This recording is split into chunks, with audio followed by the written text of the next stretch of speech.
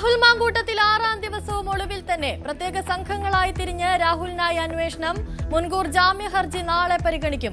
ഇരയെ അധിക്ഷേപിച്ച കേസിൽ ജയിലിലുള്ള രാഹുൽ ഈശ്വർ ജയിലിൽ നിരാഹാരം തുടരുന്നു. ചിത്രം പ്രചരിപ്പിച്ചതിൽ ഗൂഢാലോചനയെന്ന നിഗമനം.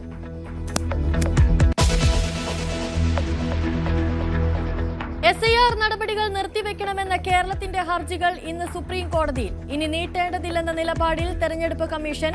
SIRൽ പാർലമെന്റ് ഇന്നും പ്രക്ഷുബ്ധമാകും.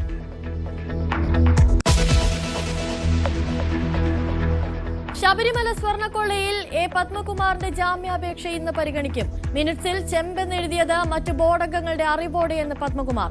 ജാമ്യാപേക്ഷ പരിഗണിക്കുക കൊല്ലം വിജിലൻസ് കോടതി.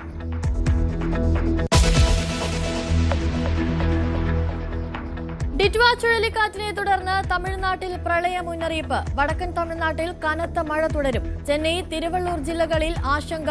പുതുച്ചേരി, ആന്ധ്രാപ്രദേശ് സംസ്ഥാനങ്ങളിലും മഴ തുടരുന്നു.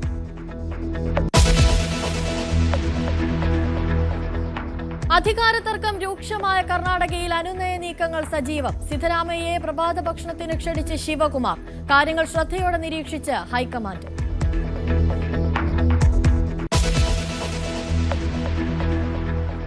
റഷ്യ യുക്രൈൻ യുദ്ധം അവസാനിപ്പിക്കാൻ ശ്രമങ്ങൾ തുടരുന്നു. സ്റ്റീവ് വിറ്റ്കോഫ് ഇന്ന് പുടിനെ കാണും. സെലൻസ്കിയെ വിശ്വസിക്കാനാകില്ലെന്ന് റഷ്യ. സമാധാനത്തിലേക്കെത്താൻ ഇനിയും ചർച്ചകൾ വേണമെന്ന് സെലൻസ്കി.